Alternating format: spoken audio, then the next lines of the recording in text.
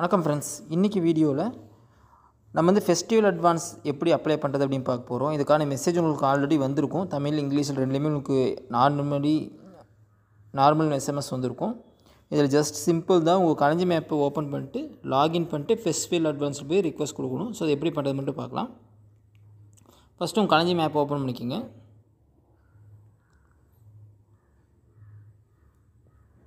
So device enabled with developer mode. சில பேருக்கு நிறைய பேருக்கு இந்த கம்ப்ளைண்ட் வருது. இது எப்படி பண்ணுறதுன்னு பார்த்துக்கலாம்.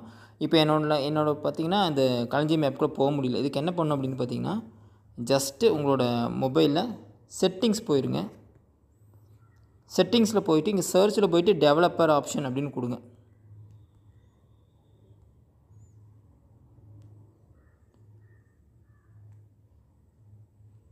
கொடுத்தீங்கன்னாவே உங்களுக்கு டெவலப்பர் ஆப்ஷன் ஒன்று ஓப்பன் ஆகும். இதில் எனேபிள் ஆகிருக்கும். இதை வந்து டிசேபிள் பண்ணிடுங்க.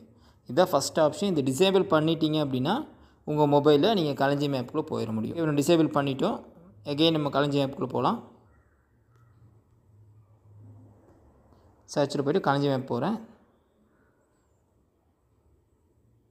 ஸோ இப்போ பாருங்கள் உங்களுக்கு உள்ளே போயிடுச்சு. ஸோ இப்போ நீங்கள் உங்கள் பின்னை போட்டு உள்ளே போயிடலாம்.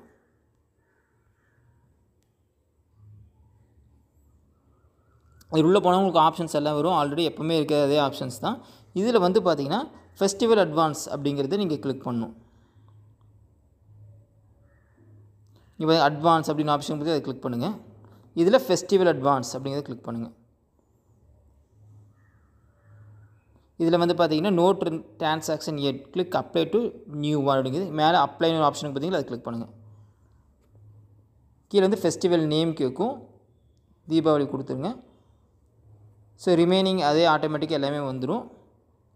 இதில் do you want to upload a file அப்படின்னு கேட்கும். ஜஸ்ட்டு கிளிக் பண்ணிவிட்டு இந்த பின் பட்டனை கிளிக் பண்ணுங்கள். கிளிக் பண்ணிட்டு நீங்கள் ஆல்ரெடி நம்ம வந்து ஃபெஸ்டிவல் அட்வான்ஸ்க்கு ஃபோட்டோ எடுத்து ஃபார்ம் கையெழுத்து வாங்கி வச்சுருந்தோம் அப்படின்னா அதை வந்து என்ன பண்ணிடலாம், இந்த இடத்துல அப்லோட் பண்ணிக்கோங்க. இந்த file size cannot exceed 1 MB அப்படின்னு வருது. அப்போ அந்த ஃபைல் என்ன பண்ணணும் அப்படின்னா 1 MBக்கு கீழே வந்து நீங்கள் வந்து கம்மி பண்ணி வச்சுக்கணும். கம்மி பண்ணி வச்சிட்டிங்க அப்லோட் பண்ணிடலாம். ஸோ அது எப்படி பண்ணுறதுன்னு பார்க்கலாம். ஸோ இதுதான் என்னோடய ஃபைல். இதோட சைஸை பார்த்தோம் அப்படின்னா கிளிக் பண்ணால் உங்களுக்கு தெரியும். இதோட ஃபைலோட சைஸ் வந்து பார்த்திங்கன்னா 2.25 MB, கிட்டத்தட்ட 3 MB பக்கம் இருக்குது. நம்ம சின்னது பண்ணுறதுக்கு என்ன பண்ணலாம் அப்படின்னா ஜஸ்ட்டு ஸ்க்ரீன்ஷாட் மட்டும் எடுங்க, அதே போதும். ஓகே, ஸ்க்ரீன்ஷாட் எடுத்தாச்சு.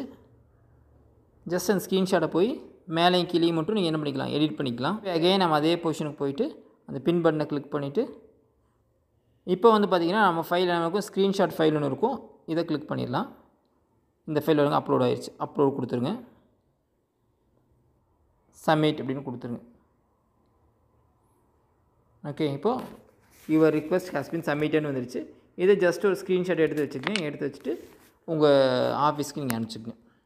ஐ ஹோப் இந்த வீடியோ உங்களுக்கு யூஸ்ஃபுல்லாக இருக்கும்னு நினைக்கிறேன். இது வந்து பார்த்திங்கன்னா ஸ்டேட்டஸ் வந்துருச்சு, கம்ப்ளீட்டுன்னு வந்துருச்சு. இப்போ நீங்கள் மறுபடியும் பேக்கில் வந்து பார்த்திங்கன்னா ஹோமுக்கு போயிட்டு அட்வான்ஸ்குள்ளே வரும். அட்வான்ஸில் வந்து பார்த்திங்கன்னா ஃபெஸ்டிவல் அட்வான்ஸ் கிளிக் பண்ணிங்க அப்படின்னா உங்களுக்கு ஆப்ஷன்ஸ் காட்டும். நம்ம அப்ளை பண்ணிவிட்டு அதனால் கம்ப்ளீட்டட்னு வருது. ஸோ இதை ட்ரை பண்ணி பாருங்கள். இதில் கீழே டவுட் இருந்துச்சுன்னா கீழே மறக்காமல் கமெண்ட் பண்ணுங்கள்.